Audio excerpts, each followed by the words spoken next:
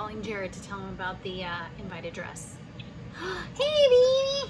Hey, Doug, how'd it go? It was amazing. Can you hear me okay? Yeah, you sound great. Can you hear me?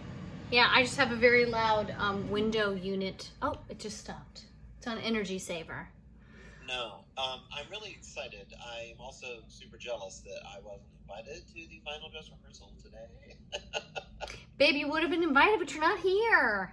I know, but I want to come. It's the weekend. I have to say, in hindsight, I wish you had been here, or either here or at the opening on Tuesday, because the level of like historic, special energy was like something I've never experienced. Well, I think, and you would have appreciated it, of course, more than most. A friend sent me a video of the curtain call, and I cried watching the video of the curtain call. The curtain call wasn't even the most, of course, emotional moment. Surprisingly, you would think we would get to the curtain call, and I have to say that a lot of people cried at the curtain call, but by then I had already like healed from the moments at the beginning and moved on. Yeah. But the most magical moment, and I would say this was the moment that was a big part of me deciding to come back, because coming back was hard. I had to leave you and Georgia behind. It was a huge decision for me, having been in the show for so long. And that was the moment that I was coming back for. So no matter what happens at the opening, I feel like I've had that moment. But so I didn't even realize I was nervous or excited until I already got my COVID test, because we had a COVID test today too. Right. So we had to go to the 4th floor rehearsal space, which is where we used to rehearse, but now there's not enough air in there for COVID protocol. So now it's a COVID testing site. Yeah, and this is the one that matters. Like, if you miss this one, you miss the whole opening. I'm still waiting for the results. You missed the Today Show. Oh, yikes. Yeah, we should get them by midnight, but I don't know. Anyway, this is the one that matters the most, next to the first one we had, where you would never even get to start. You know? Right, yeah. So we've been through these 3 weeks that were not like what I expected at all. They were teching the show as if it were brand new, working with the creative team as if it were brand new, but also in the bizarre universe of COVID times, and you time traveled in some way and you were in the bizarro dirty future. And so there's all those things happening. And the rehearsal, it was tedious and hard, those 3 weeks. I have to say, it was hard. Wasn't like I expected. It was like teching a show that you've already done before, which is very strange. And I think everybody knows Broadway's hard, but you're having to wear your mask in your dressing room, off stage, when you're getting dressed, and so it's even harder. That is hard. And and another thing that I think that I have to mention here is that a layer of difficulty lies in that we've survived a collective trauma. So everyone is coming from a mental health place that is different from anywhere we've ever been. And there's no way that you haven't become a different person during this time. There's no way. Right. Yeah. So we're all new square pegs, for good or for bad, but new. Different, trying to fit into a 2019-ish round hole, and under weird circumstances, and with all of the feelings of having gone through all this stuff. So all of that is swirling around. It was very hard. And then you asked me last night, you were like, are you excited? And I was reminded that the fun part is coming up. Oh, and what I said today on the phone. The good part's coming up. Yeah, the next few weeks, doing the Today Show Tuesday, and the next few weeks are just going to be amazing, because everybody is dying to come back and see the show again. I hope you're right. I hope that it lasts, because this was like nothing I've ever experienced. People ask me a lot what my the best experience I've ever had at Wicked is, and I always say that it's the autism-friendly performance when the audience claps and applauds at different times, because different things are important to that group of people. This was like that times 10. So amazing. We had this circle up moment which Kathy Fitzgerald has been making us do. And usually she says something about like farts or boobs or something inappropriate. And she's trying to make everybody laugh. And today I was like, Kathy, I got to take this one. I'm going to take this one. And I made a speech at the Circle Up time. And I'm so glad I got to do this because I just needed to say this to everybody. But I was like, listen, we all worked really hard over this time. And we did something amazing. We're part of something amazing that's never happened before, that'll never happen again. Yeah. And we know now that we can do hard things. We went into this not having any idea if it would work. We have no example as to whether or not it would work. And what we're doing is not just important to Broadway, it's important to little community theaters that mean the world to people all over America and the world. Yeah. Because if the Community Theater of Greensboro or the Henry Players sees Wicked pull this off, they might have a season this year. Yeah, and the people that live in that community that live and breathe for that thing that makes them feel alive and is their social circle and provides culture for the whole community in these little towns all over the world. If they see us do it, they might have the guts, and the people who provide the funding might have the guts to make it happen. And I was like, you guys, this is much bigger than us and this and our. It's like my Bing Crosby show. Like people are watching. People are watching. And you guys are doing it safely and like like your dressers are wearing face masks and face shields, right? Yeah, the hair department is all wearing face shields and. Yeah, so it might seem like overkill, but it's better than being shut down because New York cannot handle that because. No, the press, it would be awful. No, it's not just the press; it's the pulse of New York cannot come back. The restaurants, the hotels. So what I explained to everybody, I said, this is huge. You are a part of something and your hard work matters. Yes. What you're doing right now matters to people that work in restaurants in Times Square and people that are in the Henry Players and us. But and I said, and you should be proud of yourself because you're a part of something big and you can do hard things. You know, and Broadway cannot be normal. I mean, New York cannot be normal until Broadway's back because Broadway's not back, the hotels are not back, the restaurants are not back, and the economy's not back. And so that is an, unbelievable thing. So I just wanted to take a second to celebrate that, to celebrate us, and to thank everybody for what was very difficult 3 weeks. And I was really glad I had to have that moment. Then we had to hold the house for a long time because they're trying to figure out how to check everybody's vaccine information. So get there early. And we'll get better at that. It's like when we added security and bag checks. It just takes a little longer. And then the music started and we all stand in the middle of the circle and I'm on the outside of it like this. And I happened to be standing in the middle and I just sort of froze and couldn't move and started crying. Like I was like, and everybody started crying and we all looked at each other and the audience was roaring. The second the music started, the monkeys come out in front of the scrim. We can't see them, but the audience was like, wow. And you could feel that audience was made of people that know and love us, first of all, and people that love theater. They were all invited for free. And this is one of the first big musicals to come back to Broadway. And that, I'll never forget that moment. Then I had my hands were shaking.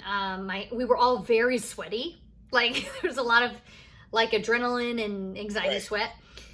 We all sort of held each other in a circle and we're crying back there on the stage. The music started, we're going and we're crying and we all got in our spots at the time. The curtain comes up, they see the ensemble, they start clapping again. I love it. The ensemble felt very celebrated in this performance because I don't know. I felt more seen and appreciated than I ever have in that show. And then Glinda comes down and says, "It's good to see me, isn't it?" Everybody's been waiting for that long. Yeah, and they have press coming on Tuesday to New York One, New York Times, somebody else maybe. Oh, it'll be NBC and ABC. And Oh yeah, social we got shows. press coming to see Glinda say it's good to see me, isn't it? I had this very deep moment with Jenna Claire, who plays Glinda in The Bubble, where like she went to my college long after me, but saw that I was in Wicked, and she thanked me for inspiring her and like showing her that it was possible. I mean, it was She's the best. so sweet, and we both cried. And anyway, so that moment happens. There's more like roaring applause, and then we do that number, and we do it well, but it was like, you know. And then at the very end, we finished the number, and we were frozen with our angry face on because we're like, Wicked! Because we're like a mob, you know, talking about the Wicked Witch. Yeah. And we had to freeze an angry face for a very long time. That's awkward. Yeah, but it was awesome. I looked out, I just was frozen, and I was listening to, it was like being in a rock concert. So I was listening to the volume and feeling it, and I kept talking to myself. I was like, Lindsay, take it in. Don't forget. Never forget. This is why you're here. This is why you came back. And it felt like an hour. And then I'm downstage of everybody, almost everybody though, and I was like, if everybody moves, I won't know. And I could be down here frozen after everyone leaves. Right. But it didn't happen like that. So Well, it's amazing. Yeah, You know, it's cool. we got to have a couple friends come, and our friend and George's babysitter, Maggie, said, yes, Maggie she texted Sally. me afterward. She texted me afterward, and she said, I will never forget that. Oh, She said, I cried the whole time. And, you know. Maggie she's Sally just- is a very, very talented actress that you should hire to be in your shows. Of course, but she's just moved back to New York. Yeah, and she so just for moved her, there. this is like, okay, Robbie's back. I'm going to get a job. This is going to happen. It's really happening. And I remember So, seeing so many Broadway shows as an actress living in New York, and every time you would be like trying to find yourself in it. You're like, I could Yeah. be in this. Like, trying to see and that's the yourself. thing that's magic about New York. There's a lot of things not magic about New Yeah. York. Let's be real. But the magic thing about it is that there's a feeling of possibility always. Yeah. That at any point something magical could happen to you and your dreams could come true. And so I love that she had that experience. You know, like, Well, listen, you've played Glinda a gazillion times. Now, at the end of the show, what is that line that Glinda says? we have all been been through a frightening time, and there will be other times and other things that frighten us. Right? Wow. Yeah, and she said that, and we were all, you know, I cried again. But if you let me, I'd like to try to help. And that's what we all Amazing. need to do, right? Oh, We I all love need to it. try to help. And so, gosh, the thing about Wicked is that it's poignant always. I don't know. Gregory Maguire, you nailed it. The political lines always It always works. work. It always works. It works for the pandemic. It works always. So, Absolutely. yeah. We came out in the Ozdes Ballroom, and they applauded for the ensemble in the Ozdes Ballroom. One Short Day was like electric. Amazing. I thought y'all would be doing One Short Day on the Today Show, not Loathing. What is this feeling? I don't know why that is. That's a good One point. Short Day is just so wickedy, but maybe they've done that on the parade or something ages ago. I think that maybe the costumes are just more complicated. Yeah. Anyway, And you so want to hold your umbrella. oh gosh, right. I have to hold that book and not throw it. Do you know that for the Today Show we have completely different staging, and we had about 30 minutes of rehearsal, and it's on a different stage, and we don't really know how it goes. So Are they bringing? Do you have the props?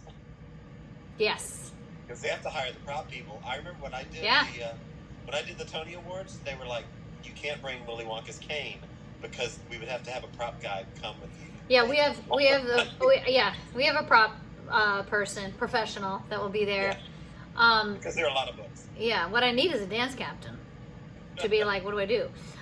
Anyway, it's completely different staging, and I don't even barely remember how it goes. Also, the track is from 2003, and musically it has changed slightly. So there are retards that Right. we don't take anymore.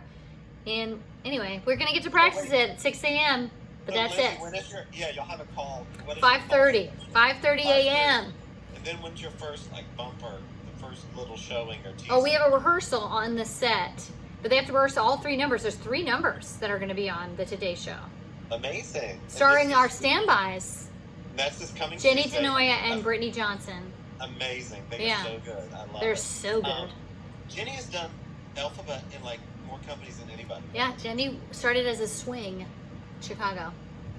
Wow, that's Yeah. amazing. She's done it all over the world. Yeah. So people can tune in Tuesday. That's unbelievable. Yeah, Tuesday morning. We'll be on the actual TV between there's the bumper thing around 8, and then the actual number is like 8:40.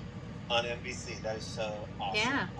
I can't wait. Yeah, but anyway, so there was such a I've never felt anything like that before. I've never been part of an original Broadway musical, so you might know more what this feels like when you opened Charlie. But it felt like we had built this thing. Like you owned it instead of you were a replacement. Yes, and we had all been through something huge together, and that we did it. And the audience energy was like nothing. It was like being in a stadium and being Michael Jackson. Yeah. It was unbelievable, and I'll never forget it. I will never forget it. The COVID compliance, supervisor Grace was backstage, and she was like, she's gonna get married in October, and she was like, I don't think I'll be this excited even at my own wedding. This is the most unbelievable thing I've ever seen. And it was so cool. Even on stage, I'm looking at everybody. Everyone's got tears streaming down their face, and you would look in the wings, and the dressers are holding baskets, and they're crying too. And the hair department is crying, and they all have masks on. Yeah. Can you imagine though, for that ballroom crossover, they were applauding you guys and the costumes. And yeah. Oh, that's an important part. So we have a lot of wonderful swings right now that are there to relearn the tracks, because we're gonna need more swings with quarantines and things that could happen. And the swings in the house said, when it opened, nobody was on stage, but you could see the crew that operates the dragon. And she said it felt like the applause was for the crew at the very beginning, and that it was so cool to see that. And when you see One Short Day start, the applause is for the costumes, because there's no set in One Short Day. Most people don't know that.